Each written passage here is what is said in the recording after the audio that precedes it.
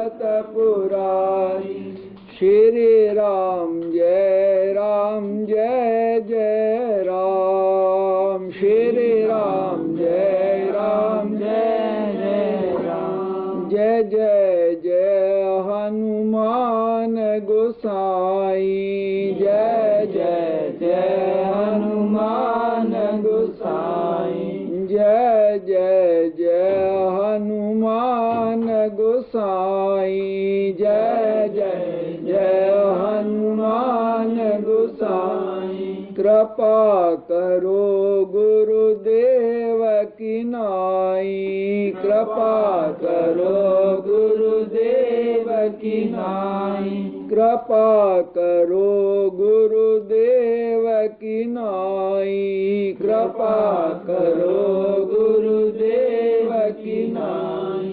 श्री राम जय जय राम। श्री राम जय जय राम। जा पर कृपा राम की होई। जा पर कृपा राम की होई। जा पर कृपा राम की होई। जा पर कृपा राम की होई। ता पर कृपा करे सब कोई। ता पर कृपा करे सब कोई। ता पर कृपा करे सब कोई। ता पर कृपा करे सब कोई। श्री राम जय जय राम। श्री राम जय जय राम। रघुकुल रीत सदा चली आई। रघुकुल रीत सदा चली आई। रघुकुल रीत सदा चली आई। रघुकुल रीत सदा चली आई। प्राण जाए पर बचन न जाई। प्राण जाए पर बचन न जाई। प्राण जाए पर बचन न जाई। प्राण जाए पर बचन न जाई। श्री राम जय जय राम। श्री राम जय जय राम। ईश्वर अंश जीव अविनाशी। ईश्वर अंश जीव अविनाशी। चेतन अमल सहज सुख राशि। चेतन अमल सहज सुख राशि। सो माया बस भयउ गोसाई। सो माया बस भयउ गोसाई। बंधो की रमर कट की नाई। बंधो की रमर कट की नाई। श्री राम जय जय राम। श्री राम जय जय राम। श्री राम जय जय राम। श्री राम जय जय राम। जाकी रही भावना जैसी। जाकी रही भावना जैसी। जाकी रही भावना जैसी। जाकी रही भावना जैसी। प्रभु मूरति देखी तिन तैसी। प्रभु मूरति देखी तिन तैसी। प्रभु मूरति देखी तिन तैसी। प्रभु मूरति देखी तिन तैसी। श्री राम जय जय राम। श्री राम जय जय राम। सुफल मनोरथ होई तुम्हारे। सुफल मनोरथ होई तुम्हारी। सुफल मनोरथ होई तुम्हारे। सुफल मनोरथ होई तुम्हारी। राम लखन सुनि भये सुखारे, राम लखन सुन भये सुखारे। श्री राम जय जय राम, श्री राम जय जय राम। बिन सत्संग विवेक न होई, बिन सत्संग विवेक न होई, बिन सत्संग विवेक न होई, बिन सत्संग विवेक न होई। राम कृपा बिन सुलभ न सोई, राम कृपा बिन सुलभ न सोई। श्री राम जय जय राम, श्री राम जय जय राम, श्री राम जय जय राम, श्री राम जय जय राम। सर्वधर्मान् परित्यज्य मामेकं शरणं व्रज, अहं त्वं सर्वपापेभ्यो मोक्षयिष्यामि मा शुचे। यत्र योगीश्वरः कृष्णे, यत्र पारधनुर्धरा, तत्र श्री विजयो लक्ष्मीर् ध्रुवा नीतिर्मतिर्मम।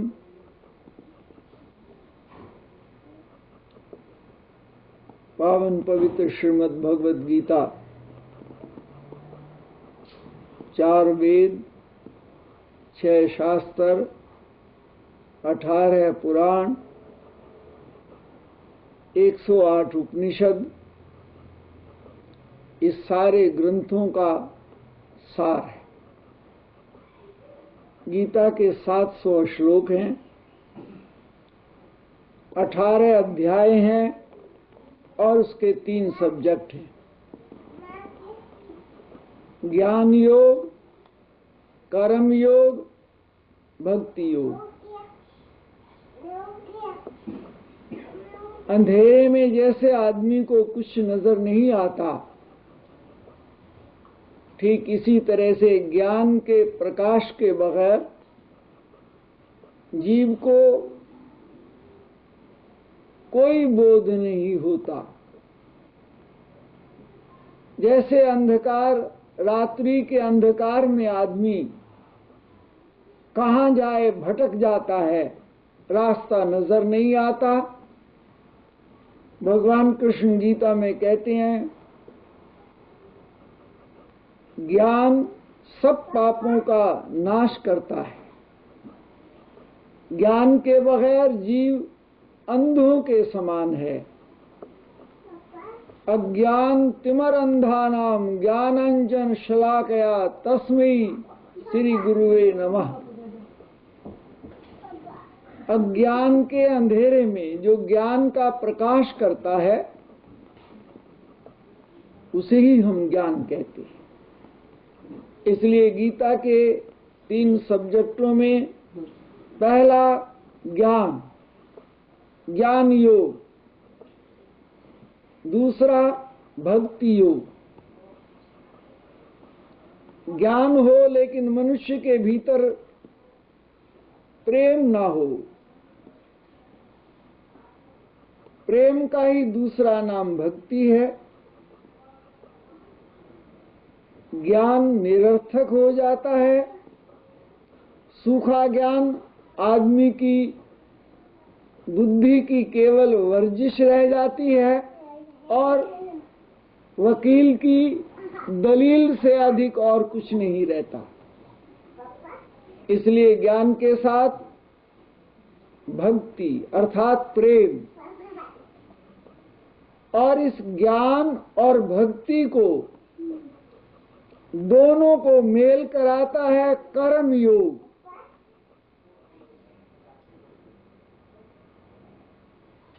योग क्या है? कार्य करने की कुशलता। योग है कर्म कौशलम। भगवान कृष्ण अर्जुन से कहते हैं कि काम करने की कुशलता, ये कर्म योग है। जहां ये तीनों मिल जाते हैं उसे त्रिवेणी कहते हैं।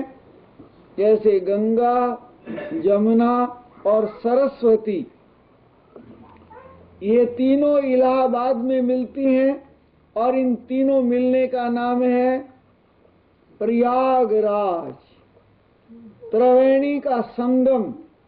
और इसी तरह से ज्ञान, कर्म और भक्ति, ये जब तीनों मिल जाती हैं तो जीव को बोध होता है। ज्ञान मनुष्य को अपना और पराये का बोध कराता है। क्या हमारा है जीवन में, क्या हमें कर्म करना चाहिए, कैसे जीना चाहिए, कैसे रहना चाहिए। एक तो वो पक्ष है जो हम व्यवहार के द्वारा हम रहना सीखते हैं, खाना पीना सीखते हैं और वक्त के मुताबिक चलना सीखते हैं। लेकिन अगर इसके सीखने से मनुष्य को शांति मिलती तो ये तो बहुत लोगों को प्राप्त है। और जितनी ये सभ्यता लोगों को ज्यादा आ जाती है उतना ही मन अधिक बेचैन, अधिक अशांत। तब इसका अभिप्राय है कि रहने के साथ कुछ और चीज है जिसकी डिमांड हमें भीतर से होती है। आदमी तय करता है लोगों की राय से, और जब किसी बात को लोगों की राय से तय करता है तो उसे भटकने में देर नहीं लगती। पुराणों में एक कथा आती है, एक बूढ़ा, उसकी पत्नी, उसका बेटा और उसकी बहू चारों जा रहे थे। उनके पास सवारी के लिए एक घोड़ा था, सवार 4 थे। बूढ़ा घोड़े पर बैठा था, तीनों पीछे चल रहे थे। 2 आदमियों ने देखा बूढ़ा घोड़े पर बैठा है, आपस में बात करने लगे उनके पास जाते हुए कि देखो घोर कलयुग आ गया, बूढ़ा घोड़े पर टंगा बैठा है और बाकी स्त्रियां पैदल चल रही हैं। बूढ़े ने भी सुना, पीछे चलने वालों ने भी सुना। थोड़ी दूर जाकर के बूढ़ा उतर गया, अपनी पत्नी को, बूढ़ी को घोड़े पर बैठा दिया और जा रहा है। और 10 आदमी मिल गए। उसने कहा अरे घोर कलयुग, पत्नी घोड़े पर चढ़ी बैठी है, पति पीछे पीछे चल रहा है, घोर कलयुग। पत्नी ने सुना, दोनों ने सलाह करी, बूढ़ा भी घोड़े पर बैठ गया, दोनों इकट्ठे बैठ गए, चले जा रहे थे। और 10 आदमियों ने देखा, कहने लगे अरे घोर कलयुग, ये देखो बड़ी उम्र वाले बूढ़ा और बूढ़ी घोड़े पर चढ़े बैठे हैं, और ये देखो ये बहू पीछे पैदल चल रही है, ये लड़का पीछे पैदल चल रहा है।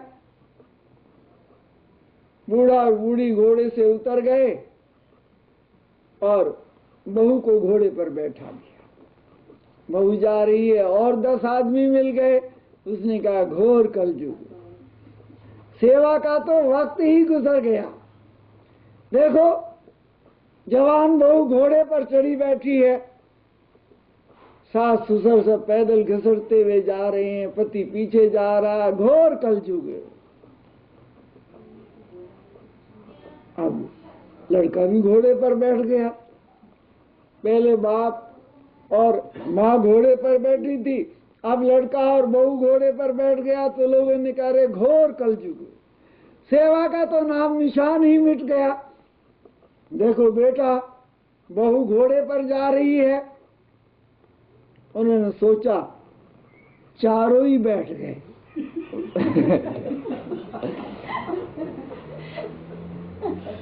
भाई ऐसे तो लोग छोड़ते नहीं।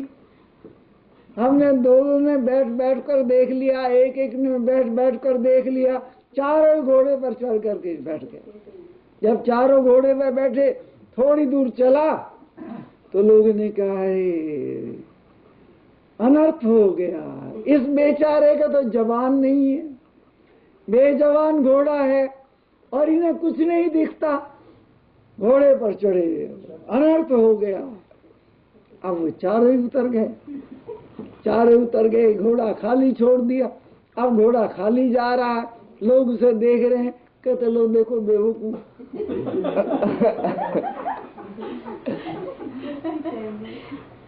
ये बेवकूफों की फौज देख लो, घोड़ा खाली जा रहा है। अरे काहे को इसे घास डालते थे, दाना डालते थे, काहे को इसे आगे पूजा करने के लिए ले जा रहे हो, तुम पीछे पीछे चल रहे हो, ये खाली जा रहा है। भगवान शंकर ने कहा जो दुनिया की पैमाइश से अपने जीवन को अस्थिर करना चाहता है, दुनिया की तराजू में तुल करके जो अपने आप को किसी निश्चय पर ले जाना चाहता है, वो कभी पार नहीं उतरेगा, उसका बैलेंस कभी नहीं बनेगा। तुम कुछ भी करो,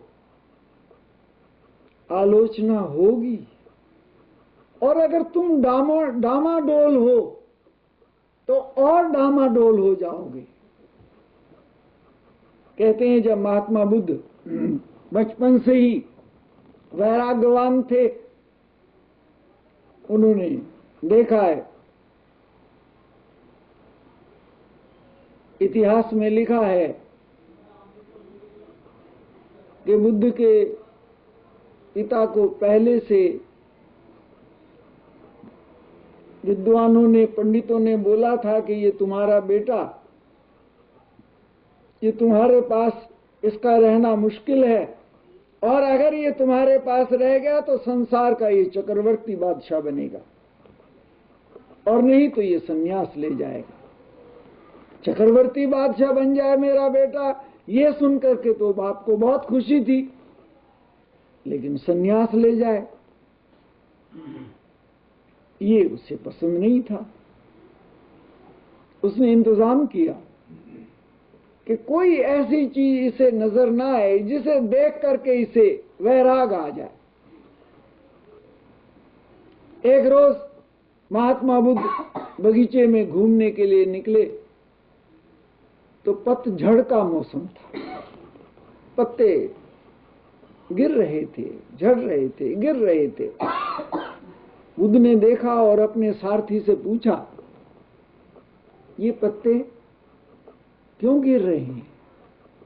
सारथी ने कहा, महाराज एक रोज नए पत्ते गिरते हैं, धीरे धीरे पकते हैं, जब पक जाते हैं डाली से टूट कर गिर जाते हैं। संसार का यही रिवाज है, पके हुए नीचे गिर जाते हैं और नए फूट जाते हैं। बुद्ध की घटना तो सामान्य थी, लेकिन एकदम चिंतन के क्षणों में मन पहुंच गया। बुद्ध ने कहा, क्या इसी तरह से सारा संसार इसी तरह से पक करके अलग हो जाता है? और अभी सोच ही रहे थे, जब रास्ते से गुजर रहे थे तो एक अर्थी लेकर के 10 आदमी शमशान की तरफ जा रहे थे। बुद्ध को तो बचा कर रखा था कि कुछ ऐसा नजर ना आए। बुद्ध ने सारथी से पूछा कि ये क्या? उसने कहा, जी ये मर गया, इसे शमशान में ले जा रहे हैं दाह संस्कार करने के लिए।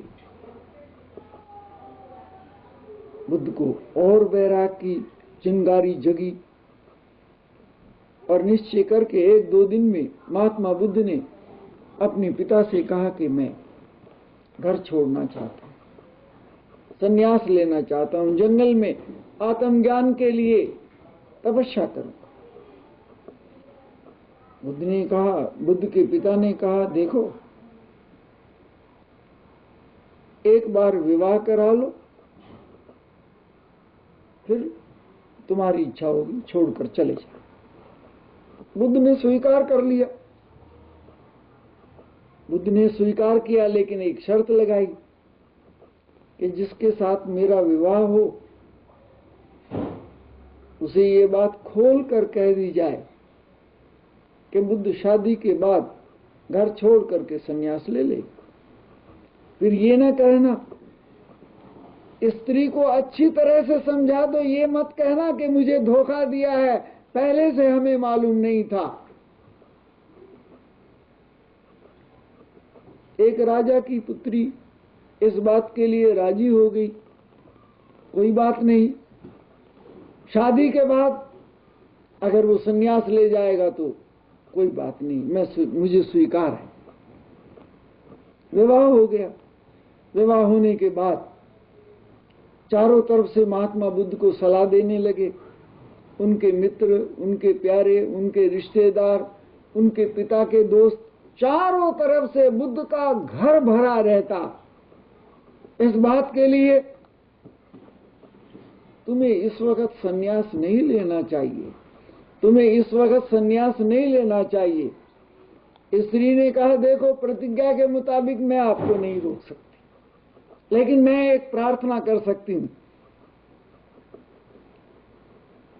घर में एक चिराग हो जाए, आपके वंश को चलाने के लिए एक संतान हो जाए। मैं अब भी आपको नहीं रोक सकती क्योंकि मैं शर्त से बंधी हुई हूं, लेकिन अगर मेरी प्रार्थना स्वीकार हो जाए तो इस घर के लिए, आपके माता के लिए, आपके पिता के लिए, आपके मित्रों के लिए, सबके लिए एक सहारा बन जाएगा। बुद्ध ने स्वीकार कर लिया। घर में बेटे का जन्म हो गया, खूब धूमधाम से जन्म उत्सव मनाया गया। अब महात्मा बुद्ध ने सोचा कि इतना वक्त हो गया है, लोगों की सलाह सुनते सुनते, लोगों के विचार सुनते सुनते मैं लोगों की आवाज को आज तक बंद नहीं कर सका। अब क्या करना चाहिए? चुपके से निकलना चाहिए। अगर बोल कर निकला तो नहीं निकल सकूंगा,